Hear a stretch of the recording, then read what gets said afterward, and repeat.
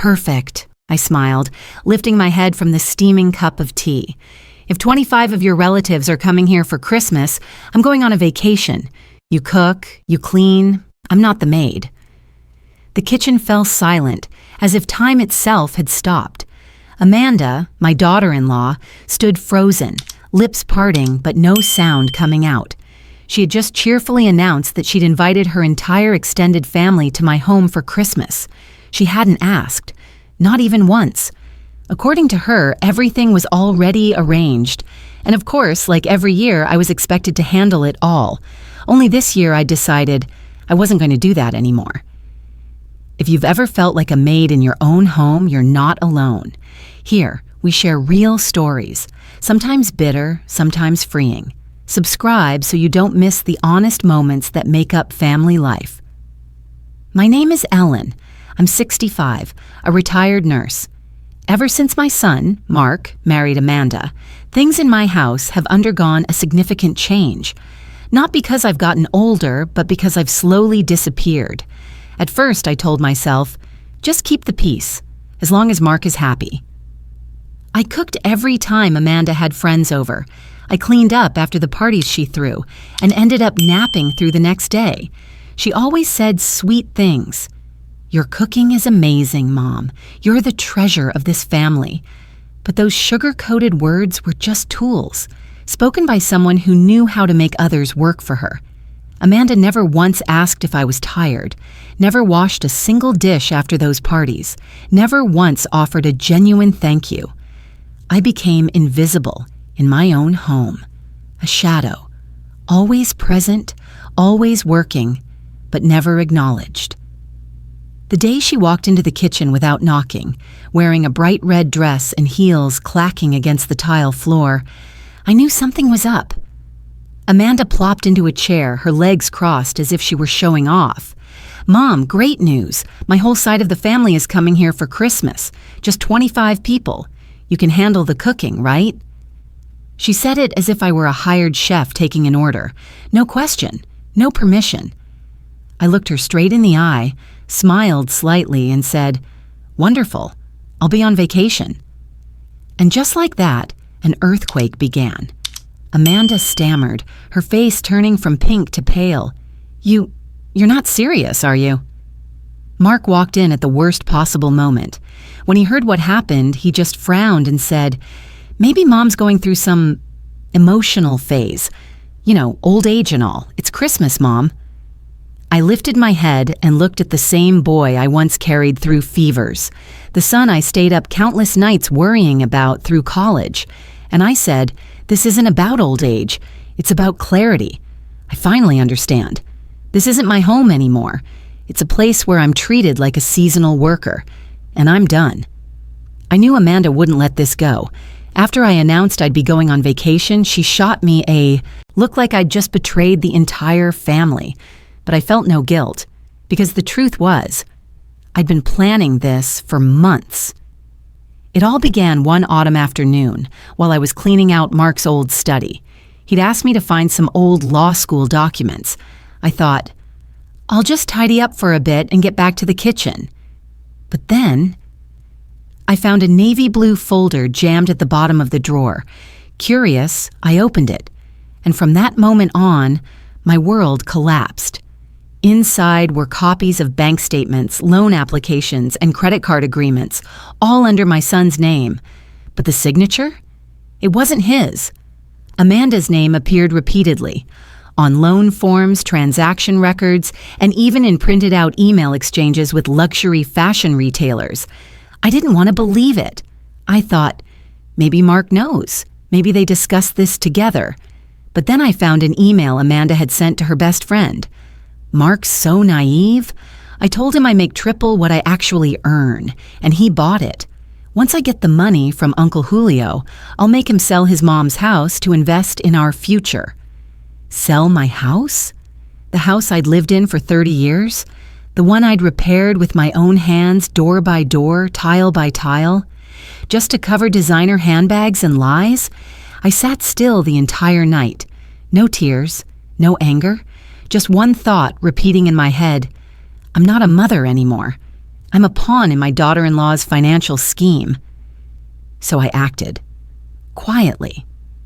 I contacted an old friend, a private investigator who used to work with my lawyer years ago. I asked him to review all accounts, loans, and transactions associated with Amanda. The results came back a week later, and I wish I had never seen them. Amanda hadn't just opened 3 credit cards under Mark's name. She'd also borrowed over $40,000 using my house as collateral by forging Mark's signature on the paperwork. She'd lied about her job, too. She only worked part-time at a small boutique, but told Mark she was a branch manager. She'd built a polished fantasy world, and I was the invisible pillar holding it up. I wasn't angry anymore. I just knew I had to protect myself and my son, even if he was blind to it all. I moved my savings to a new account. I contacted a lawyer to reassign the ownership of the house, and I started preparing for a perfect exit plan. No drama, no shouting, just enough to make them realize a mother's patience has its limits. I hadn't said a word for the last 6 years, but this time, I wasn't going to stay silent another day.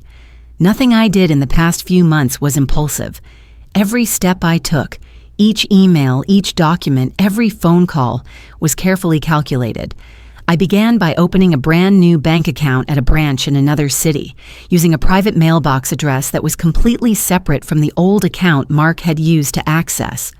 I didn't want him, or anyone, to touch the money I'd saved over 3 decades of nursing. Then, I reached out to Robert Mitchell, the trusted attorney of my late husband. We met on a foggy morning at his downtown office. I told him everything, from Amanda's forged signatures to her plan to pressure Mark into selling my home. He was silent for 10 minutes after reading the documents I brought. Then he said, "Ellen, you need to protect your assets, right now. We'll put the house into a trust, and we'll update your will to prevent any legal complications if anything unexpected happens." Hearing that lifted a weight off my chest, not because of the money, but because, for the first time in years, I was taking back control of my life. As Christmas drew near, Amanda started prepping for her big production. She kept bragging that this year's party would be the most perfect Christmas ever. I overheard her on the phone with her cousin. "Uncle Julio and Clara are going to be so impressed. Mark's mom always does everything flawlessly. I'm going for a classic look. The Instagram photos will be epic." She had no idea I was quietly pulling every brick out of the fantasy castle she had built. A week before Christmas, I began executing my plan. I cleared out the fridge and freezer, packed all the food into thermal boxes, and delivered them to a friend's house. I locked the china cabinet and silverware set Amanda loved to flaunt with a padlock. I canceled the weekly housekeeping service I paid for, the one Amanda always claimed she did herself out of love for homemaking. And the final blow, I sent a very polite email to 3 of Amanda's key relatives: Uncle Julio, a successful businessman; Clara, a financial consultant; and Cousin Tim, a real estate agent. In the message, I introduced myself gently. "My name is Ellen, Amanda's mother-in-law. I'm thrilled to hear that you'll be visiting for Christmas. However, I thought it would be wise to share some financial information about Mark and Amanda, especially since I understand you may be considering investing in my son's business. Below are some documents I came across, and I would sincerely welcome your advice, given your experience and insight." Of course, I accidentally attached a few choice files, credit card statements, forged loan agreements using my property, and a few of Amanda's most embarrassing emails. I hit send and waited. It didn't take long. Uncle Julio replied with a brief message. "Thank you, Mrs. Ellen. I'll be arriving earlier than planned to clarify a few matters with my niece." I had my suitcase packed and a room booked at a resort less than 50 minutes away. Close enough to observe, far enough to enjoy peace. I wasn't running away. I was making them face the consequences. Without me cooking, cleaning, or playing the backdrop in their fake picture-perfect holiday. Because this time, I wasn't going to keep the peace at the cost of my own peace. That morning, I woke up in a hotel room facing the ocean.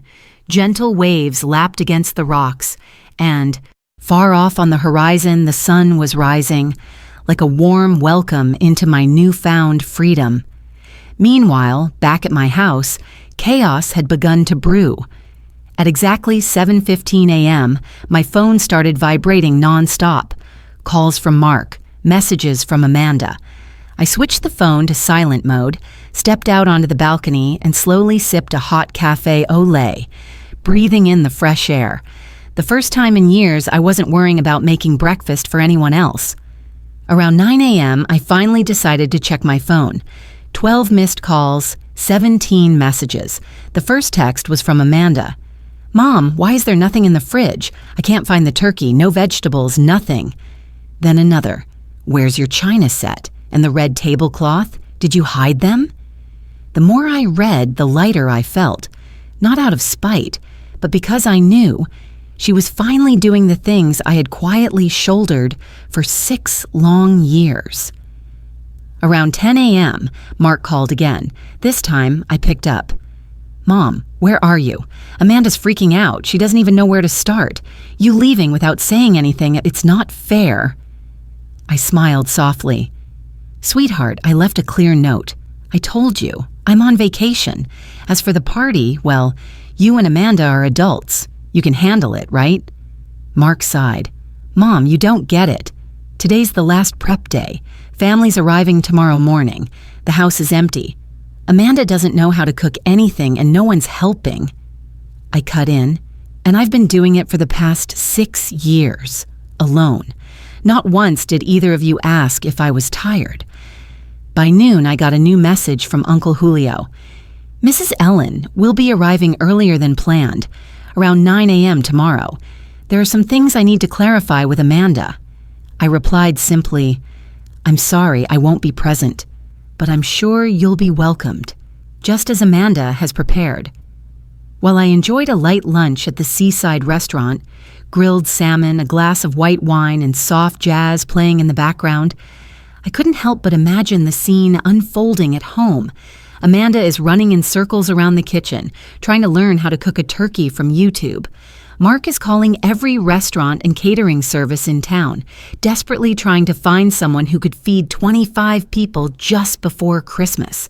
No one is taking orders, or the cost is outrageous, or everything is already booked. Grocery bags scattered all over, paper napkins instead of tablecloths, and panic written all over their faces. I knew they believed I'd return at the last minute, like always, that Mom won't let us down, that I'd once again step out from the wings to save the show. But not this year. This time, I wasn't the director. I wasn't the supporting cast. I was the audience, and I'd bought front row tickets to the play they wrote, performed, and now had to clean up after. Tomorrow would be the day everything came crashing down, and I wouldn't have to say a single word. All I had to do was sit back and wait for the storm. The next morning, as I was leisurely enjoying breakfast at the hotel, eggs Benedict, a croissant, and a glass of freshly squeezed orange juice, my phone rang. 7:42 a.m. An unknown number. I answered. A deep male voice came through. "Good morning, Mrs. Ellen. This is Julio, Amanda's uncle. My family just arrived at your house as we discussed yesterday. We're a bit surprised. Amanda said you left for an urgent matter. But the house is completely empty. No food, no decorations, no preparations of any kind." I smiled, took a calm sip of coffee, and replied evenly, "I'm sorry to hear that. I left according to plan. As for the preparations, I'm sure Amanda can explain that to everyone." His tone dropped. "The problem is, she can't, and we're starting to get confused. Was this really your plan?" I didn't answer right away. Instead, I opened my laptop and sent him an email. No more polite introductions, just a clear subject line. Financial information related to Amanda. Urgent verification required. Then I texted back, "Please check your email. I'll be available to talk in 30 minutes if needed." Half an hour later, the same number called again. This time, Julio's voice was different. Lower, colder, sharper. We've seen it. All of it. The bills, statements, loans under Mark's name, even the chat about making him sell the house. Ellen, my niece, has lied to us about everything. I said nothing, just listened. Clara's talking to Amanda now. Tim's verifying the property documents. We've been completely fooled, and right now, everyone's here. All 25 guests she invited. They're asking why there's no dinner, why the host is missing, and why Amanda is stammering like a child caught stealing from her parents. I could picture it perfectly. The messy house, the frozen faces, the suspicious eyes turning toward Amanda. The woman who once called herself the perfect hostess of a perfect family. She was probably denying everything, trying to blame me, crying out about her cruel mother-in-law's betrayal. But by now, every lie had become too heavy to carry. Julio continued, "Would you be willing to join a group video call? We'd like you to confirm a few details, if possible." I thought for a moment, then shook my head, though he couldn't see it. "I don't think that's necessary. Amanda knows exactly what I know. The rest is up to you. I have nothing more to add." After that call, a message came from Amanda's number. Just one line. "You ruined everything." I didn't reply. I didn't need to. By afternoon, another message came from Clara. "Thank you for speaking up, Mrs. Ellen. We'll take responsibility for our part. But Amanda needs to face the consequences of her own choices, and this time, she won't be able to hide." That day, in the quiet of my hotel room, I sat watching the calm sea. For the first time in 6 years, feeling not triumph, but release. I hadn't ruined a party. I'd simply stepped out of a role I never agreed to play. And finally, both the audience and the actors could see who had truly written that false script. December 24th, Christmas Eve. I woke up early as always, but not to prepare a feast. I brewed a cup of chamomile tea, packed my luggage, straightened my gray sweater, and pinned a small silver brooch to my chest. The last gift my husband gave me before he passed. At 9:30, the hotel car took me home. As soon as we turned onto my street, I saw several rental cars parked along the curb. I could almost feel the tension inside the house, thick and boiling like an overcooked stew. 10:00 a.m. I unlocked the front door with the same key I'd always kept. No one dared to stop me. Mark saw me first. He shot up from the couch, pale and hollow-eyed, as if he hadn't slept all night. "Mom, you're back." I nodded calmly, as though I'd just returned from an ordinary errand. Then Amanda appeared. No makeup, hair tangled, clothes wrinkled. She tried to speak, but only a choked sob came out. In the living room, her relatives sat frozen like statues. Julio stood first, walked toward me, and extended his hand. "Mrs. Ellen, it's an honor to finally meet you, though under unpleasant circumstances." I shook his hand and smiled faintly. The truth is rarely pleasant, but it's always necessary. The door opened again. A man in a light gray suit stepped in, black briefcase in hand. Robert Mitchell, my attorney. Mark turned to me, confused. "A lawyer? Mom, what's going on?" I looked at Robert and nodded. He opened the briefcase and pulled out a thick stack of papers. "Good morning. I'm the legal representative for Mrs. Ellen. I'm here today to certify specific legal changes regarding the ownership and use of this property." The air froze.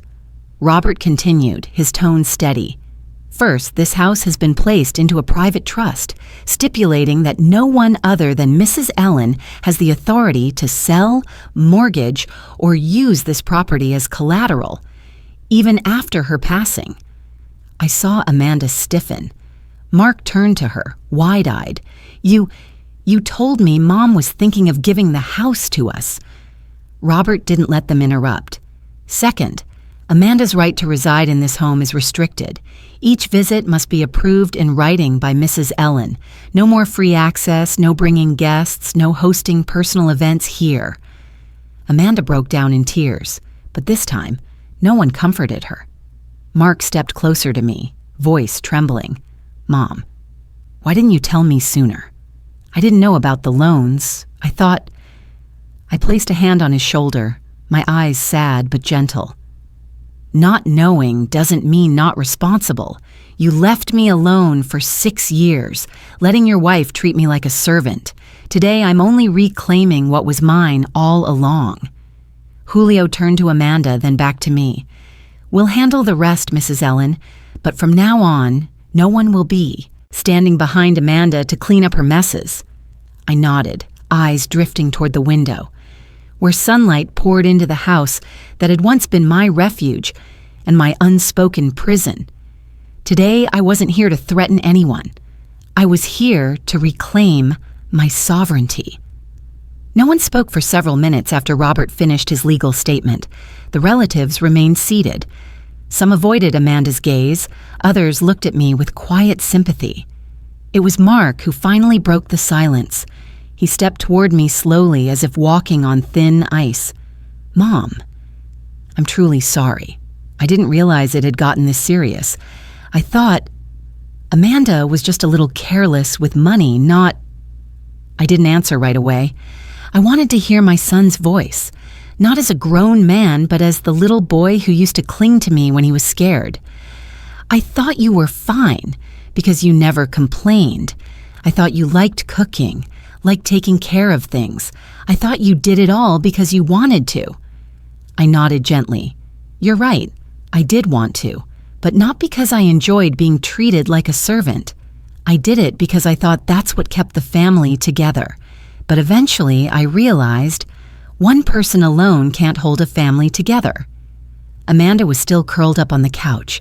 Her eyes were swollen and her hands were clenched in her lap. I looked at her, no longer with anger, but with unflinching honesty. Amanda, you once told me I was part of the family, but to you, I was just the backdrop. You needed me to organize, to clean, to create the illusion of perfection. But you never needed me as a person, she whispered. I just wanted everything to look nice. I didn't think people would react this way. No, I interrupted. You didn't think at all. You've grown accustomed to other people cleaning up your messes, but life doesn't work that way forever. Julio stood up, his voice low but firm. I'm withdrawing all financial support I promised to Amanda and Mark.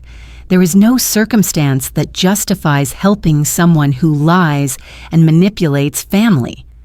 Clara added from behind. We've spoken to some other relatives. Any loans Amanda took out under the claim of future inheritance will have to be repaid. Every penny. Amanda broke into tears. This time, no one shielded her. Mark turned to me, desperation in his eyes. Mom, we'll find a way to pay it back, but please don't shut us out. You're family. And it's Christmas. I looked at him directly. My voice was calm, unwavering. You have to choose, Mark, to be a man who takes responsibility and stands for what's right, or to remain a blind husband defending someone who's clearly in the wrong. You can't be both. He lowered his head, shoulders sagging.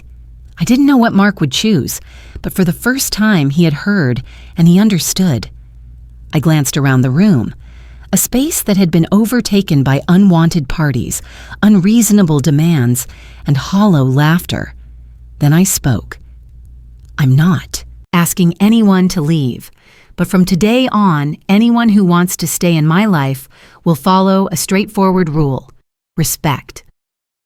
I don't know what will happen after that morning. I don't expect Amanda to change overnight.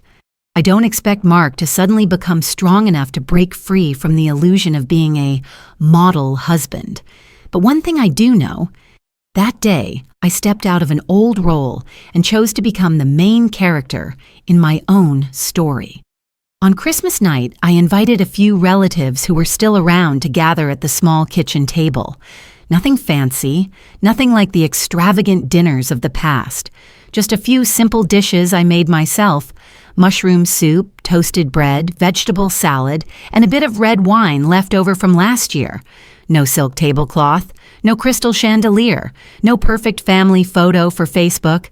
But we ate in peaceful silence. We listened to each other. We were there for one another, not for a picture-perfect performance. After the meal, a younger cousin said, "Aunt Ellen, this is the first Christmas dinner I've been to where no one had to rush and no one had to pretend. Thank you." I smiled, said nothing, just nodded and thought, better late than never. I'm no longer angry with Amanda. I don't need to be. She will have to face the consequences of her choices herself. As for me, I will only keep those in my life who value me as a person, not just as a means to their convenience. A family cannot be built on silent endurance. It cannot be held together through control. A true family exists only where there is respect, honesty, and genuine connection. If you're listening to this story and see a part of yourself in it, whether as a mother, a son, a husband, or a wife, I hope you remember, kindness does not mean silence forever. Forgiveness does not mean accepting being taken for granted. What would you do if you were Ellen? Would you stay silent or speak up? And if you were Mark, would you have the courage to see the truth? Share your thoughts below. And if you believe family values are worth protecting, don't forget to subscribe and help us spread what's right. The story doesn't end here, because in every home, there's always someone like Ellen, quietly holding things together through sacrifice. And sometimes it takes an Ellen who finally lets go for others to learn how to stand on their own.